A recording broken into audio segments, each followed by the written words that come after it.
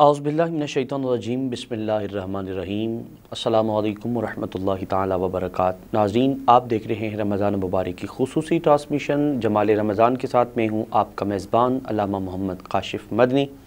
ناظرین، سب سے پہلے آپ لوگوں کو خوش آمدید کہیں گے اور ساتھ ہی ساتھ سب سے پہلے اپنے اسٹوڈیو کے اندر جو مہمان تشریف فرمائیں ان کے ساتھ تعارف کرواتے چلیں، اور آج کا بڑا اساس اور اہم ترین موضوع لے کر آپ کی خدمت پہ حاضر ہے۔ مہمان تشریف فرمائیں کسی تعارف کے محتاج نہیں، معروف مذہبی اسکالر پیر محمد جمیل نقشبندی صاحب تشریف فرمائیں، آپ کو خوش آمدید کہوں گا۔ السلام علیکم ورحمۃ اللہ تعالیٰ وبرکاتہ۔ وعلیکم السلام ورحمۃ اللہ وبرکاتہ۔ آپ کے ساتھ میرے آقا صلی اللہ تعالیٰ علیہ وسلم کی خوبصورت نعت پڑھنے والے میری مراد جناب شیخ محمد وقاص قادری اتاری صاحب تشریف فرمائیں، آپ کو خوش آمدید کہوں گا۔ السلام علیکم ورحمۃ اللہ۔ وعلیکم السلام ورحمۃ اللہ وبرکاتہ۔ آپ دونوں مہمانوں کا بہت بہت شکریہ، آپ اپنی گفتگو مصروفیات میں سے وقت نکال کر تشریف لائے۔ اللہ تعالیٰ آپ کا آنا اپنی بارگاہ میں قبول فرمائے۔ قبلہ پیر صاحب، جس طرح دور حاضرہ کے اندر بہت سارے مسائل کا ہم سامنا کر رہے ہیں، وہ معاشی اعتبار سے ہو، وہ جناب بد اخلاقی اعتبار سے ہو، طرح طرح کے ہم مسائل کو فیس کر رہے ہیں، ان میں سے ایک بڑا اہم ترین مسئلہ جو ہے وہ والدین سے نفرت، والدین کی محبت نہ ہونا اور والدین سے دوری، والدین کے گلے، پھر اولاد کے گلے۔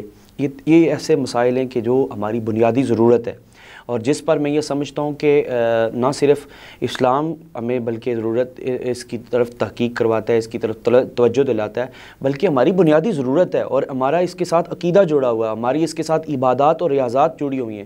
جس طرح نبی رحمت علیہ الصلوۃ والسلام کا فرمان ہے کہ جس نے والدین کو راضی کر لیا گویا اس نے خدا کو راضی کر لیا، اور جس نے والدین کو ناراض کیا گویا اس نے خدا کو ناراض کیا۔ اس طرح ہمارے سامنے حضور اسلام کی بہت ساری احادیث مبارکہ ہماری توجہ والدین کی طرف بڑھاتی ہیں۔ پھر ایک موقع پر کریم آقا صلی اللہ علیہ وسلم کا فرمان یہ بھی ہے کہ جس نے اپنے والدین کو محبت کی نگاہ سے دیکھا اس نے حج مقبول کا ثواب پا لیا۔ یعنی یہ بہت ساری چیزیں ایسی ہیں، لیکن دور حاضرہ کے اندر جیسے آپ اور میں دیکھتے ہیں یہ اہم ترین مسئلہ ہے، اور ہر تیسرے گھر میں والدین کا بچوں کے ساتھ جھگڑا اور بچوں کا والدین کے ساتھ جھگڑا، نہ یہ ان کے تقدس کا خیال رکھتے اور نہ والدین بھی شاید کہیں نہ کہیں مقام پر وہ غلط ہوتے ہیں کہ جس کی وجہ سے آپس میں ان کا بیلنس برابر نہیں ہوتا۔ قبلہ پیر صاحب، میں یہ کہنا چاہوں گا کہ آپ قرآن و حدیث کی روشنی میں والدین کی عظمت اور شان کو بیان کریں۔ انشاءاللہ آگے چل کے ہم بات کریں گے کہ اولاد کی کیا پھر حقوق ہیں، کہ اولاد کس طرح اپنے والدین کا خیال رکھے۔ بسم اللہ۔ نحمدہ ونصلی ونسلم علی رسولہ الکریم، اما بعد۔ سب سے پہلے میں آپ کا اور حق نیوز کا تہ دل سے مشکور ہوں کہ جنہوں نے اس خوبصورت پروگرام میں دعوت دی اور کچھ کہنے کا موقع فراہم کیا۔ اللہ تعالیٰ آپ کی پوری ٹیم کو دن دگنی رات چگنی ترقیاں عطا فرمائے۔ محترم علامہ کاشف صاحب، آپ نے جیسا فرمایا اور مجھے حکم دیا کہ کچھ بیان فرمائیں والدین کے حوالے سے، سب سے پہلے دیکھنا یہ ہے کہ اللہ کا قرآن ہمیں یہ رہنمائی کر رہا ہے، وَقَضَىٰ رَبُّكَ أَلَّا تَعْبُدُوا إِلَّا إِيَّاهُ وَبِالْوَالِدَيْنِ إِحْسَانًا، کہ تمہارے رب کا تمہیں حکم ہے کہ اللہ کے سوا کسی کی عبادت نہ کرنا، عبادت فقط رب کی ہے۔ تسبیح، تحلیل، تحمید و تقدیس، تکبیر، بڑائی، کبریائی فقط رب کی ہے، سجدہ رب کو ہے، رب کے سوا کسی کو سجدہ نہیں ہے، سجدے کے لائق فقط وہی ذات ہے، اس کے علاوہ کائنات میں کسی کو نہ سجدہ ہے، نہ روا ہے، نہ شریعت محمدی اس کی اجازت دیتی ہے۔ عبادت کے لائق فقط رب کی ذات ہے، معبود حقیقی، معبود برحق اللہ کی ذات ہے، اور اسی کی ہی عبادت ہے، اسی کی ہی کبریائی و بڑائی ہے۔ لیکن اس کے ساتھ ہی رب کائنات نے ملا کر بتایا کہ عبادت میری کرو، وبالوالدین احسانا، والدین کے ساتھ احسان کرو۔ جہاں بھی قرآن پاک آپ دیکھیں گے اللہ جس جگہ بھی اپنی عبادت کا حکم دے رہا ہے، ساتھ ہی ملا کر والدین کے ساتھ احسان کرنے کا حکم دے رہا ہے۔ لیکن اب سوال یہ پیدا ہوتا ہے کہ رب کہتا ہے وبالوالدین احسانا، کہ والدین کے ساتھ احسان کرو، اور یہ جو احسان ہوتا ہے نا، اس کا تبادلہ نہیں ہوتا، اس کا بدلہ لیا نہیں جاتا، بدلہ مانگا نہیں جاتا، ٹھیک ہے، احسان اس کو کہتے ہیں۔ بہت سارے معنی ہوں گے، لیکن ایک معنی اس کا یہ بھی ہے کہ جب کسی کے ساتھ احسان کیا جاتا ہے تو اس نیت سے کیا جاتا ہے کہ یہ اللہ کی رضا کے لیے، اور اس کا اجر و ثواب اللہ ہی دینے والا ہے، بندے سے اس کا بدلہ نہیں ہے، اور نہ ہی لینے کی نیت رکھنی چاہیے، نہ ہی غرض ہونی چاہیے، کیونکہ احسان جب کر دیا ہے تو پھر معاملہ اللہ کے سپرد ہے۔ اب دیکھنا یہ ہے کہ کس عمر میں یہ عمر کے حصے میں جا کر والدین کے ساتھ ایسا کرنا ہے، احسان کرنا ہے؟ مثلا اب میں اس وقت جس پوزیشن میں ہوں، آپ جس پوزیشن میں ہیں، یا باقی کہ اولاد چھوٹی ہے، وہ کھانے کے معاملات میں، پہننے کے معاملات میں، پڑھنے کے معاملات میں، ان کی تربیت کے حوالے سے ہر لحاظ سے اللہ نے مجھے ان پر حاکم و نگہبان بنایا ہے، اور میری ذمہ داری لگائی ہے کہ میں ان کی پرورش کروں۔ اب دیکھنا یہ ہے کہ رب کہتا ہے وَبِالْوَالِدَيْنِ إِحْسَانًا، کہ اللہ کس عمر میں ان کے ساتھ احسان کریں؟ فرمایا میرا قرآن پڑھ۔ ہم قرآن نہیں پڑھتے، ہمارا قرآن کے ساتھ بہت بڑا المیہ ہے کہ ہم نے قرآن سے رشتہ نہیں جوڑا۔ ہم چڑھ گئے جعلی عملوں کے ہتھے، 2 نمبر پیروں کے ہتھے، ٹھیک ہے جی، جو ہمیں کہتے ہیں جی کہ بس کچھ بھی نہیں ہے، بس ہمارے پاس آتے رہو، ہم پر نذرانے چڑھاتے رہو، ہمیں نیازیں دیتے رہو تو بس تمہارا کام ہو جائے گا۔ لیکن نہیں، ہم نے قرآن سے رشتہ جوڑنا ہے اور صاحب قرآن سے رشتہ جوڑنا ہے۔ جب تک قرآن اور صاحب قرآن کو ہم لے کر نہیں چلیں گے تب تک ہماری رہنمائی نہیں ہوگی۔ تو رب کہتا ہے چھوڑنا ان کو، تو ذرا میرا قرآن پڑھ۔ جب قرآن کی طرف ہم نے رجوع کیا تو اسی آیت کا اگلا حصہ یہ مجھے اور آپ کی اور پوری کائنات کی رہنمائی کر رہا ہے۔ اما یبلغن عندک الکبر احدہما او کلاہما فلا تقل لہما اف ولا تنہرہما وقل لہما قولا کریما۔ فرمایا جب تمہارے والدین ایک یا دونوں بڑھاپے کی صورت میں تمہارے سامنے موجود ہوں، جب وہ بوڑھے ہو جائیں، ان کی آنکھیں دیکھنا چھوڑ دیں، کان سننا چھوڑ دیں، زبان میں لکنت آ جائے، ہاتھوں پر رش طاری ہو جائے، جسم کپ کپی کا شکار ہو جائے، جب وہ کمزور نحیف ہو جائیں، بوڑھے ہو جائیں، ضعیف ہو جائیں، اس وقت انہیں اف بھی نہیں کہنی اور جھڑکنا بھی نہیں ہے۔ یا اللہ کیا کرنا ہے؟ فرمایا انتہائی کریمانہ لہجے میں، محبت بھرے انداز میں ان سے گفتگو کرنی ہے، اف بھی نہیں کہنی۔ اگر کرے گا اف تو پھر تیرے سارے اعمال برباد ہو، سب کچھ گیا۔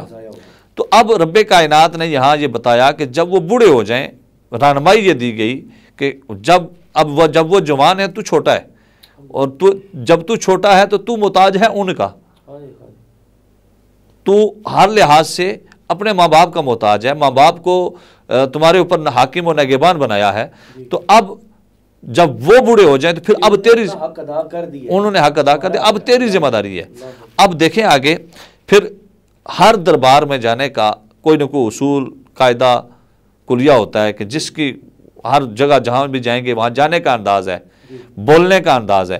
رب نے پہلے بولنے کا انداز سکھایا، تو اب رب یا اللہ ماں باپ سے بولنے کا تو نے انداز سکھایا کہ انتہائی کریمانہ لہجے میں جب باپ تجھے بیٹا کہہ کے پکارے نا تو ایسے محبت بھرے انداز سے بول کہ تیرے باپ کے کلیجے کو ٹھنڈ پڑ جائے، دل ٹھنڈا ہو جائے، اس کی آنکھوں کو سرور مل جائے، کلیجے میں ٹھنڈ پڑے گی، باپ کی طرف سے دعائیں نکلیں گی، تیرا بیڑا پار ہو جائے گا۔ ماں بلائے بیٹا تو ماں کی طرف تو جب بولے تو ایسے انداز میں بول کہ تیری ماں کا دل خوش ہو جائے، اس کی جب دل خوش ہو کر دعا دے گی تیرا بیڑا پار ہو جائے گا۔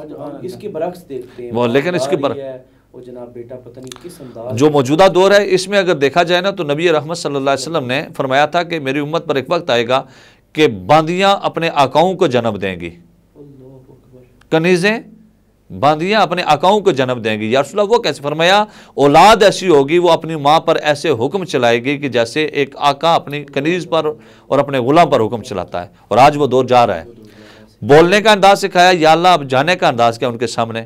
فرمایا وَخْفِضْ لَهُمَا جَنَاحَ الذُّلِّ مِنَ الرَّحْمَةِ، جب تو ان کے سامنے جائے بول بھی میٹھے ہونے چاہیے، کریمانہ لہجہ ہونا چاہیے، بازو تیرے بچھے ہونے چاہیے، رحمت والا انداز ہونا چاہیے۔ جب تو ان کے سامنے جائے نا تو پھر تو سامنے جا کر تیری نگاہ جھکی ہوئی ہونی چاہیے، نگاہ بچھی ہوئی ہونی چاہیے، بازو بچھے ہوئے، رحمت والا انداز ہونا چاہیے۔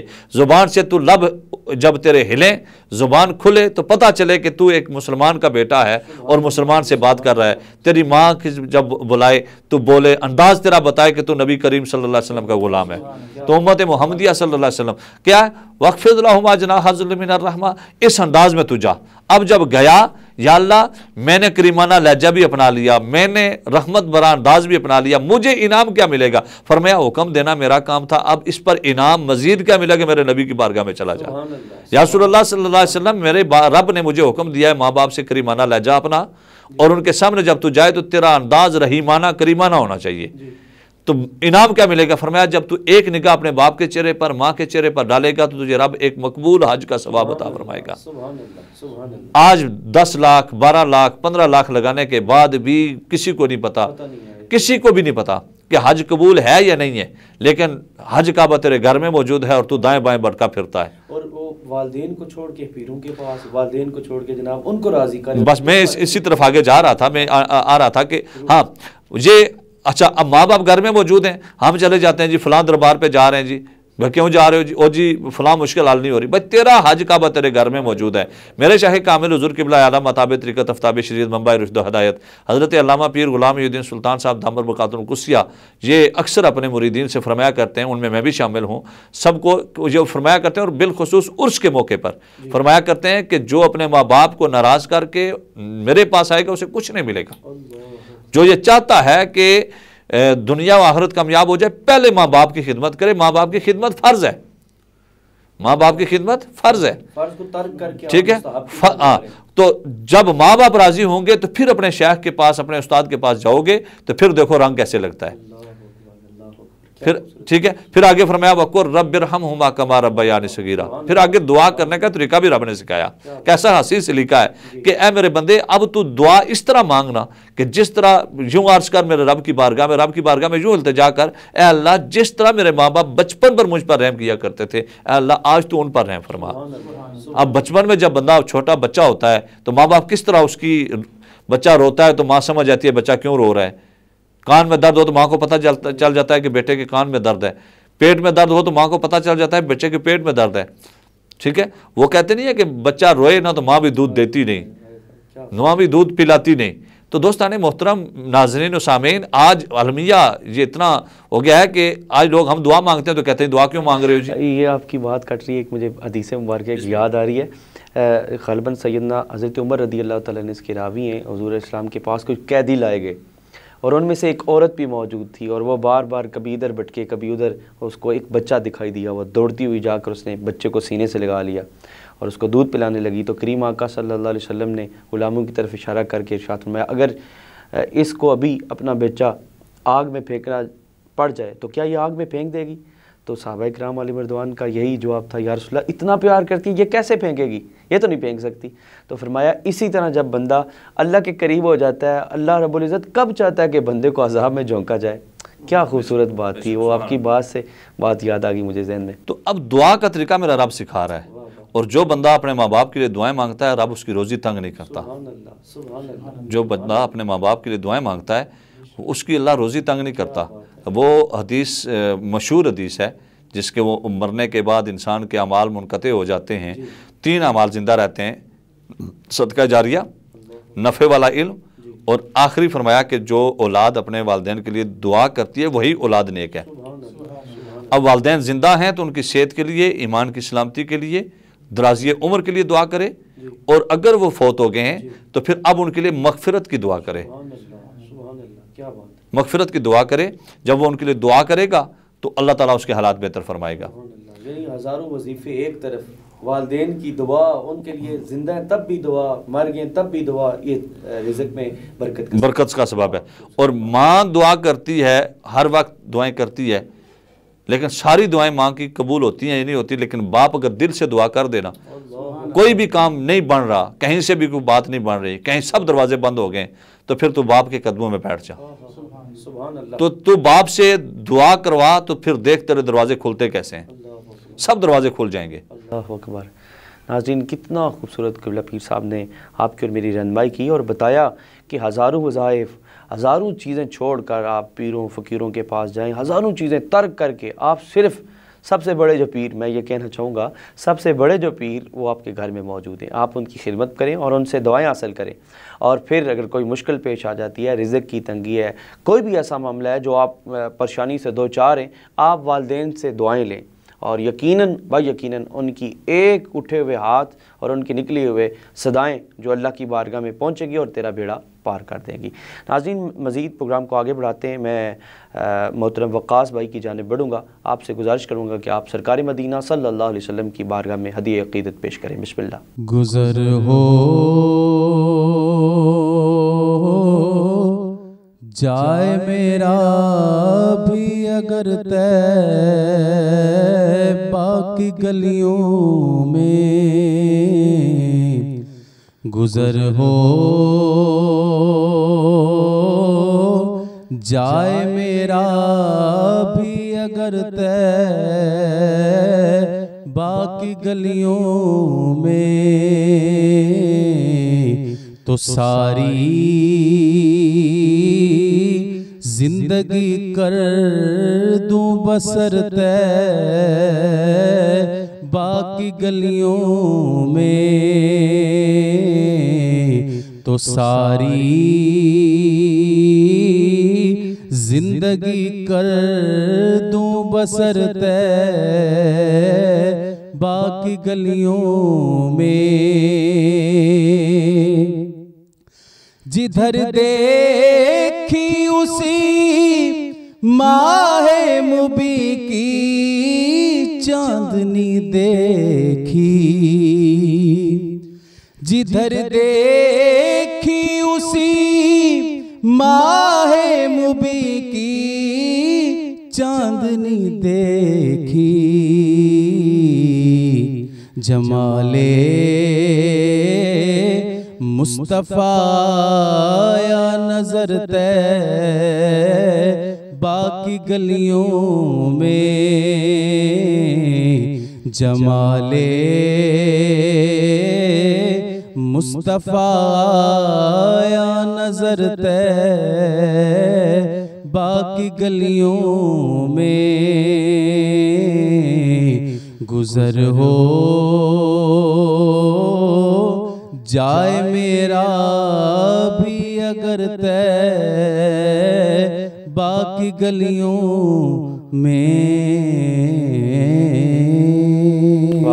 ماشاءاللہ ماشاءاللہ بڑی خوبصورت انداز میں آقا دو جہاں سرور کائنات نبی صلی اللہ علیہ وسلم کی بارگاہ میں ہدیہ عقیدت پیش کر رہے تھے۔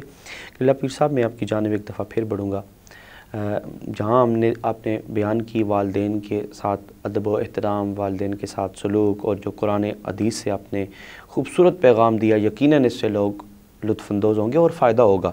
اور ساتھ ہی ساتھ ایک چیز بڑی خاص جو میرے بھی ذہن میں آ رہی ہے اور یقیناً سننے والوں کے ذہن میں بھی آ رہی ہوگی، والدین کی بھی کچھ ذمہ داریاں ہیں جن سے شاید کہ وہ غافل ہیں، اور جس کی وجہ سے بچہ وہ تربیت حاصل نہیں کر سکتا کہ جو اف تک اپنے لفظ کہا، کہ ظاہری بات ہے اس سے پہلے تربیت کی ضرورت ہے۔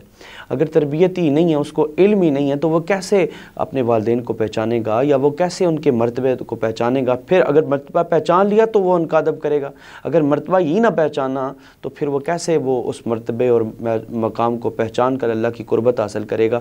یہ ذرا والدین کی ذمہ داری جو ہے، جس طرح وہ والدین کو چاہیے کہ اپنی اولاد کی تربیت کریں تاکہ ان کے پیچھے وہ اگر چلے جائیں تو مغفرت کی دعا بھی کریں، حیات ہوں تو ان کی عزت بھی کریں، ان کی بات بھی مانیں، اور ان کے سامنے وہ ہمیشہ سرخم رہیں، اور ان پر احسان کا جو قرآن نے کہا کہ وہ احسان کریں، اس کے لیے کوئی تربیت کا بھی تو ہوگا۔ اس حوالے سے ضرور والدین کے لیے یہ پیغام آپ ضرور ارشاد فرمائیں۔ بسم اللہ۔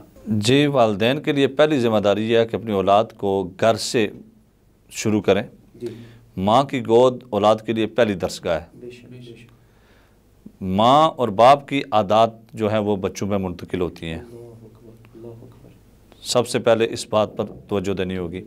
پھر سب سے جو کمزوری ہے ہمارے معاشرے میں اور بالخصوص مسلمانوں کے اندر، جو ہمارے اندر جو کمزوری پائی جا رہی ہے، ہم بائی برتھ مسلم ہیں، بائی کریکٹر مسلم نہیں ہیں۔ مطلب دکھائے میں بس ہم دکھاوے کے عادی ہو گئے ہیں۔ تعلیم جو ہے وہ بنیادی تعلیم قرآن و حدیث کی، وہ جو ہے طلب العلم فریضۃ علی کل مسلم و مسلمہ، او کما قال علیہ السلام، فرمایا کہ ہر مسلمان مرد اور مسلمان عورت پر تعلیم علم حاصل کرنا فرض ہے۔ اتنا علم اس کے لیے ضروری ہے کہ حرام حلال جائز ناجائز اس کی وہ پرکھ کر سکے، وہ تمیز کر سکے، وہ پہچان سکے کہاں نفع ہے کہاں نقصان ہے، کیا جائز ہے کیا ناجائز ہے، کیا حرام ہے کیا حلال ہے۔ نماز، روزہ اور یہ جو قرآن کے بنیادی چند چیزیں ہیں جو بنیادی طور پر سکھایا جاتا ہے، گھر سے پہلے کلمہ درود سکھایا جائے، ٹھیک ہے، اس کو نمازیں سکھائی جائیں، اس کو علماء کی صحبت میں بٹھایا جائے، یا گھر میں ایسی تربیت کی صورتحال پیدا کی جائے، ایسی نشست ہونی چاہیے جس میں اولاد کے لیے یہ اس کو ایک ماحول بنایا جائے کہ جس سے پتہ چلے کہ ہم مسلمان ہیں۔ جی، بلکہ ہمارے سامنے شاید غالباً حضرت سلیمان فارسی رضی اللہ تعالیٰ عنہ کی اولاد کے حوالے سے آتا ہے کہ آپ نے تربیت کا جو ایک سلسلہ رکھا، اس میں قرآن پاک نے بھی اس کی نشاندہی کی کہ آخر وقت میں آپ نے اپنی والدین کے لیے یہ وصیت کی، اور بلکہ روزانہ کی بنیاد پر وہ آپ اپنی اولاد کو بٹھاتے اور ایک پیغام ڈیلیور کرتے۔ وہ پیغام یہ ہوا کرتا تھا کہ آپ نے عبادت صرف خدا کی کرنی ہے اور اطاعت نبی محمد صلی اللہ علیہ وسلم کی کرنی ہے۔ اور اس میں پھر بہت ساری چیزیں محدثین نے لکھی کہ یعنی ایک پہلو ہمیں نظر آتا ہے کہ انہوں نے اپنی اولاد کی کیسے تربیت کی۔ آج جام، موبائل، نہ جانے کیا کیا چیزیں اولاد کے لیے اتنے بڑے بڑے خرچ کرتے ہیں، وہاں اگر وہ چاہیں تو ایک مذہبی بندہ، ایک عالم، ایک مفتی کو بھی تو بٹھا کے، جہاں اس کو بھی تو بٹھا کے اس سے تربیت حاصل کی جا سکتی ہے۔ پہلی بات ہے والدین خود کریں، جو چیز شاید والدین دے سکتے ہیں وہ تیسرے بندے سے وہ حاصل نہیں کر سکتے۔ اور ایک چیز اور بھی میں ساتھ کہنا چاہوں گا، کیونکہ دور حاضرہ کی بڑھتی ہوئی صورتحال، اولاد کی جو بدتمیزیاں، خرابیاں، ایک وجہ ایک یہ بھی ہو سکتی ہے جو میرے ذہن میں آ رہی ہے کہ جب والدین آپس میں ایک دوسرے سے جھگڑا فساد ہوتا ہے، وہ بچوں کا لحاظ نہیں رکھتے کہ بچے کے سامنے ہم نے جناب یہ بات بولنی، یعنی اب والد جناب بچوں کے سامنے بچوں کی ماں کو گالیاں دے رہا ہے، برے بھلے الفاظ کہہ رہا ہے۔ اب مجھے بتائیں، جو پہلا حصہ میرے ذہن میں آتا ہے جو نقصان ہوتا ہے، میرے خیال میں وہ دو گروہ میں بچے بٹ جاتے ہیں۔ اب یا تو وہ بچہ والد کا ہو کے رہ جائے گا یا پھر والدہ کا ہو کے رہے گا۔ اس سے نقصان یہ ہوگا کہ وہ نہ والدہ کی عزت کرتا ہے نہ والد کی عزت کرتا ہے، دونوں سے وہ چلا گیا، نہ دین کا رہا نہ دنیا کا رہا۔ اس حوالے سے ضرور میں وہی ابتدا میں نے جو بات عرض کیا کہ والدین کی عادات بچوں میں منتقل ہوتی ہیں، ٹھیک ہے۔ جیسا اب دیکھیں بیٹا گھر میں موجود ہے، سنت طریقہ یہ تھا کہ گھر میں آئے، ایک صحابی رسول سرکار دو عالم صلی اللہ علیہ وسلم کی بارگاہ میں حاضر ہوتے ہیں اور آ کر اپنی معاشی تنگی کا ذکر کرتے ہیں۔ تو نبی رحمت صلی اللہ علیہ وسلم نے فرمایا کہ جب تو گھر میں آئے تو تو گھر میں کوئی ہے یا نہیں، یا پہلے السلام علیکم ورحمۃ اللہ وبرکاتہ کہے، پھر میری ذات پر درود پڑھ السلام علیکہ ایھا النبی ورحمۃ اللہ وبرکاتہ، پھر تو سورۃ اخلاص کی تلاوت کر، پھر اس کے بعد تو گھر والوں سے بات کر۔ اس سے برکت بھی آئے گی، اس سے ایک ماحول پروان چڑھے گا۔ یہ ایک تربیت ہے، اس میں معاشی تنگی بھی دور ہو رہی ہے اور ساتھ تربیت ہو رہی ہے۔ یہ تربیت کا بہترین پہلو ہے کہ باپ جب گھر میں آئے تو جب یہ رویہ، یہ انداز اپنائے گا، نبی پاک صلی اللہ علیہ وسلم کے اس حکم کی تعمیل کرے گا، یہ سنت زندہ کرے گا، جب اس پر ہم عمل کرے گا، بیٹا دیکھ رہا ہے، بیٹی دیکھ رہی ہے کہ میرا باپ گھر میں آیا تو اس نے ایسے داخلہ کیا ہے، دروازے پہلے نوک کیا ہے، دروازے کو دستک دی ہے، ٹھیک ہے، گھر میں آیا ہے دستک دی ہے، ٹھیک ہے، پھر سلام کیا ہے، ٹھیک ہے۔ اب سلام کرنے کے بعد بچوں سے وہ پیار کرے، سب سے اچھے انداز سے ملے، اچھے طریقے سے بات کرے، ٹھیک ہے۔ تو یہ سب سے پہلا اس کے گھر آنے کا جو طریقہ ہے یہ اس بچوں پر منتقل ہوگا اور وہ دیکھیں گے۔ اب باپ گھر میں بیٹھا ہوا ہے، دروازے پہ دستک ہوتی ہے، جو ہمارے معاشرے میں ایک بڑی برائی پائی جاتی ہے۔ پھر لوگ کہتے ہیں جی کہ جادو ہو گیا ہمارے بچے پر۔ میں اکثر کہا کرتا ہوں کہ یہ جادو آپ نے خود کیا، اب خود ہی نکالیں۔ بیٹا بیٹھا ہوا ہے، باپ بھی بیٹھا، دروازے پہ دستک ہوئی، جاؤ بیٹا پوچھ کے، ایک تو یہ پوچھ کے آؤ کون ہے، اگر میرا کوئی پوچھے تو کہہ دینا پاپا گھر نہیں ہے۔ جو ہماری بنیادی ہم نے جو بچے کی فیڈنگ شروع کر دیا، جو گٹی شروع کر دیا، ہم نے ڈالنا شروع کر دیا جھوٹ، اس کی بنیاد میں جھوٹ رکھنا شروع کر دیا۔ کس نے رکھا؟ باپ نے، ٹھیک ہے۔ اب بیٹا دروازے پہ جاتا ہے، دروازہ کھولتا ہے تو وہ کہتا ہے، وہ جب باپ سلام دعا کرنے کے بعد تو پھر جب وہ پوچھتا ہے کہ آپ کے پاپا کہاں ہیں، تو بیٹا کہتا ہے انکل پاپا یہ کہہ رہے ہیں کہ میں گھر نہیں ہوں۔ اچھا، وہ بھی ماشاءاللہ آگے سے سیانا ہوتا ہے، وہ بھی ٹھیک ہے۔ اب بچے نے سچ بھی بول دیا، باپ کا جھوٹ بھی سامنے آیا، لیکن باپ نے بچے کی بنیاد میں جھوٹ رکھ دیا ہے، ٹھیک ہے۔ ہو سکتا ہے کہ یہ انداز میرا جو میں نے اپنایا ہے، یہ انداز اس سے پہلے میڈیا پہ یا کسی دوست نے ایسے اس انداز سے نا، بہت سارے طریقے ہیں، ہر کسی کے بیان کرنے کا ایک اپنا طریقہ ہے، لیکن یہ جو انداز میں نے بیان کیا یہ معاشرتی ہمارا جو بگاڑ ہے یہاں سے شروع ہوتا ہے۔ بلکہ میں بتانا نہیں چاہ رہا تھا، کئی دفعہ میرے ساتھ خود ہو چکا ہے، میں کئی دفعہ کئی دوستوں سے ملاقات کا سلسلہ تھا تو وہ دروازے پہ نوک کی تو پاپا کہہ رہے ہیں کہ میں گھر میں موجود نہیں ہوں، پاپا کہہ رہے ہیں میں گھر میں موجود نہیں۔ تو یہ سب سے پہلا باپ بچے کو بگاڑنے میں، پھر باپ اپنے بیٹے کے سامنے اپنے بڑوں کی برائی بیان کرے گا، بیوی کو برا بلا کہے گا، اپنے رشتہ داروں کو برا بلا کہے گا۔ تو اب جو بچے کے دماغ میں وہ باتیں بیٹھ رہی ہیں، کبھی وہ باپ کے خلاف ہو رہا ہے، کبھی وہ ماں کے خلاف ہو رہا ہے، کبھی وہ بھائیوں کے خلاف ہو رہا ہے، کبھی وہ بہنوں کے خلاف ہو رہا ہے، کبھی وہ رشتہ داروں کے خلاف۔ اب جو اگلا سٹیپ ہے وہ یہ ہے کہ فرمایا کہ تم کبھی بھی اپنے بچوں کے سامنے اپنے بڑوں کی برائیاں نہ بیان کرنا، ہو سکتا ہے تمہارے دلوں سے نفرت ختم ہو جائے، لیکن بچوں کے دل و دماغ سے نہیں ختم ہوگی. اب یہ فیڈنگ پہلے ہم خود کرتے ہیں, یہ پھر خاندانوں تک یہ نسل در نسل یہ نفرت, یہ آگ, یہ جو آج معاشرتی برائی بنی چکی ہے, یہ ناسور بن چکا ہے جو تھمنے کا نام نہیں لے رہا, کہ ہر گھر میں فساد, ہر خاندان میں لڑائی جھگڑے, ہر خاندان میں نفرت, ٹھیک ہے, ایک دوسرے کو دیکھنا پسند نہیں کر رہے, بھائی بھائی کا دشمن بن چکا ہے, اور کسی کے ساتھ کوئی محبت والا سلسلہ رہا ہی نہیں ہے, ٹھیک ہے, ہوس اور نفسا نفسی, ٹھیک ہے, لالچ, طمع اور نفرت کا بیج بویا جا رہا ہے, اور ہر بندہ اس چکر میں لگا ہوا ہے, کسی طریقے سے دوسرے کو گرانے کے چکر میں لگا ہوا ہے. اور میں اکثر یہ کہا کرتا ہوں کہ ہم نے علم بھی سیکھا تو کس لیے؟ دوسرے کو گرانے کے لیے. ہم نے نیکی بھی کی تو کس لیے؟ دوسرے کو نیچا دکھانے کے لیے. ہم نے قرآن بھی پڑھا تو کس لیے؟ دوسرے کو نیچا دکھانے کے لیے. ہم نے حج عمرہ بھی کیا کس کے لیے؟ دوسرے کو نیچا دکھانے کے لیے. ہم نے کیا سیکھا ہے؟ ہم کر کیا رہے ہیں؟ تو جب اولاد دیکھتی ہے کہ ہمارے ماں باپ یہ کر رہے ہیں, باپ بیٹے کے سامنے جب یہ رویہ کر رہا ہے تو کل بیٹا بھی یہی کام کرے گا. اب دوسرا رخ ہے آگے, ماں بیٹی کے سامنے یا بیٹی ماں کے سامنے. اب ماں جو ہے اپنی بیٹی کے سامنے اپنے میاں کو برا بلا کہہ رہی ہے, اپنے شوہر کو برا بلا کہہ رہی ہے, اپنے سسرال والوں کو, ساس کو, سسر کو, نندوں کو, دیوروں کو, جیٹھوں کو, ٹھیک ہے, یہ جو رشتے ہیں نا, دیور جیٹھ, ٹھیک ہے, نند, ساس سسر, ٹھیک ہے, ان کو برا بلا کہہ رہی ہے. تو اب وہ بچی کے دماغ میں یہ باتیں فیڈ ہو رہی ہیں, ٹھیک ہے. اب اس سے اگلا سٹیپ یہ ہوگا, اب دونوں بیوی میاں میں جو اختلاف پڑ گیا, آدھی اولاد ہوگی ماں کے ساتھ, آدھی اولاد ہوگی باپ کے ساتھ, ٹھیک ہے. اب یہاں سے بگڑ گیا, تباہی یہاں سے شروع ہوگی. پھر بعد میں ہم سر پہ ہاتھ رکھ کے آ جاتے ہیں اور 2 نمبر پیروں اور جعلی عملوں کے ہتھے چڑھتے ہیں اور کہتے ہیں جی ہمارے بیٹے پر ہو گیا جادو. وہ کہتے ہیں جی اتنے ہزار رکھو نا یہاں, کالا بکرا لے آؤ, ٹھیک ہے, تو ہم علاج کر دیں گے. تو علاج کیا کرنا ہے انہوں نے؟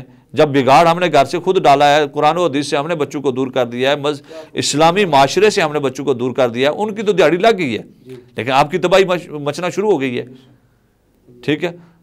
تو ان چیزوں سے بچنا ہوگا. پھر بیوی اور میاں کے جب اختلاف پڑ گیا, ٹھیک ہے, تو اب آدھی اولاد باپ کے ساتھ, آدھی اولاد ماں کے ساتھ. جو ماں کے ساتھ ہے وہ باپ کو برا بلا کہہ رہی ہے, جو باپ کے ساتھ ہے وہ ماں کو برا بلا کہہ رہی ہے. تو مجھے اب یہ بتائیں کہ ان بچوں کی زندگی کو, آخرت کو جہنم کس نے بنایا؟ ماں باپ نے بنایا. یہ کمزوری تو ہے. یہ سب سے پہلے پوچھا جائے گا والدین سے. اگر اولاد سے پوچھا جائے گا کہ تو نے اپنے ماں باپ کی خدمت کی ہے یا نہیں کی, تو والدین سے بھی پوچھا جائے گا تو نے اپنی اولاد کی تربیت کی تھی, قرآن سکھایا تھا. ضروری نہیں ہے کہ ان کو حافظ عالم بنائیں, یہ علماء کا علم مستحب ہے, لیکن جو فرض علوم ہے وہ تو سکھانا ہماری ذمہ داری ہے, ٹھیک ہے. علماء کا علم مستحب ہے اور ہم علماء کی قدر کرتے ہیں, کیونکہ علماء کی وجہ سے ہی ہم بچ رہے ہیں. اگر تم اپنا دین بچانا چاہتے ہو, دنیا بچانا چاہتے ہو, اپنی آخرت سنوارنا چاہتے ہو, تو علماء کے قریب ہو جائیں.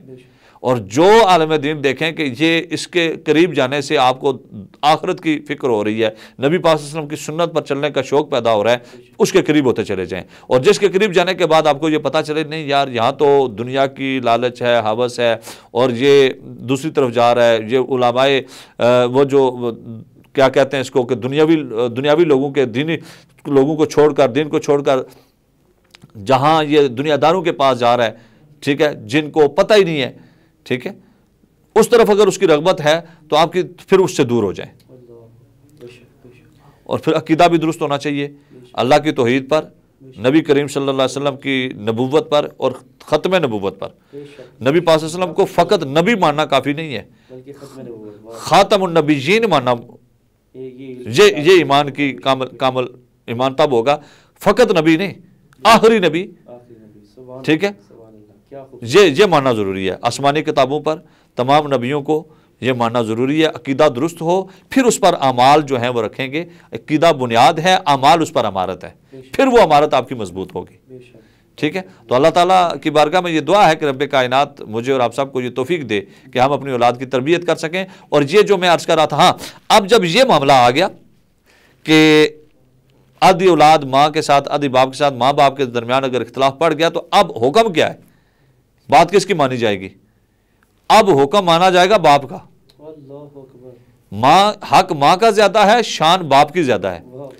جنت, اولاد کی جنت ماں کے پاؤں تلے ہے, اور جنت کا دروازہ باپ ہے. جنت کا دروازہ باپ ہے. جب یہ دونوں راضی ہوں گے تب جنت بنے گی. اندر تو تب جائیں گے. اب یہ دروازہ ہے, دروازہ کھلے گا تو اندر کوئی آئے گا, دروازہ کھلے گا تو باہر کوئی جائے گا. जन्नत उसने हासिल की हो, कमरा हो, लेकिन दरवाज़ा ना खुले। और बाप जन्नत का मेन गेट है, दरमियानी दरवाज़ा है। और फरमाया कि बाप के गुस्से में रब का गुस्सा है, बाप की रज़ा में रब की रज़ा है। जो ये चाहता है कि मैं खुदा और मुस्तफ़ा मुझसे राज़ी हैं या नाराज़ हैं, उसे कहीं जाने की ज़रूरत नहीं है। वो देखे, घर में चला जाए, अपने दिल से, हर बंदे को ज़मीर उसको आवाज़ देता है, अपने ज़मीर से पूछे, अपने माँ बाप को देखे कि अगर वो उससे राज़ी हैं तो खुदा मुस्तफ़ा राज़ी हैं। तो इसलिए कोशिश ये करनी चाहिए, पहली ज़िम्मेदारी वालिदैन की, औलाद की अच्छी तरबियत करें, उनके सामने गाली ना दें, उनके सामने झूठ ना बोलें, उनके सामने ग़ीबत ना करें, उनके सामने और कोई ऐसा काम ना करें कि जिससे आपस में लड़ाई झगड़े ना करें, दूसरों की बुराइयां मत बयान करें। पहला इब्तिदा यहाँ से होती है, फिर उसके बाद आगे चलें ताकि फिर आपकी औलाद संवर सके। और हलाल रोज़ी कमा कर बच्चों का पेट पालें, दीनी तालीम भी दिलवाएँ, दुनियावी तालीम भी दिलवाएँ, ताकि उनकी दोनों आँखें रोशन हों। ठीक है, दोनों तालीम उनके पास होंगी। दीन इसलिए पढ़ाएं, दीन इसलिए पढ़ाएं कि वो आखिरत संवार सकें, दुनिया इसलिए पढ़ाएं कि वो दुनिया में अच्छे तरीके से रह सकें। बस ये एक है, अल्लाह ताला हमें अमल की तौफीक इनायत फरमाए। बहुत खूबसूरत क़िबला पीर साहब आपने सुनने वालों की रहनुमाई की बहुत खूबसूरत अंदाज़ में। सच बात यह है कि इसी वजह से हमारा माशरा, ये जो बुनियादी नुक्ते हैं, इन्हीं की वजह से हमारा माशरा बदहाली की तरफ है और घरों में लड़ाई फ़साद हैं। यकीनन जब आप इन चीज़ों का एहतमाम करेंगे, ये जो बुनियादी क़िबला पीर साहब ने कानून बयान किए, जो बुनियादी उसूल बयान किए, इन पर अगर आप अमल पैरा होंगे तो इंशाअल्लाह अज़्ज़ा व जल्ला ज़िंदगी बर्बाद होने से बच जाएगी। मैं एक दफ़ा फिर वक़ास भाई की जानिब बढ़ूँगा, आपसे गुजारिश करूँगा कि आप सरकार मदीना सल्लल्लाहु अलैहि वसल्लम की बारगाह में हदीए अक़ीदत पेश करें। हो करम सरकार अब तो गए गम बेशुमार, हो करम सरकार अब तो गए गम बेशुमार, हो करम सरकार अब तो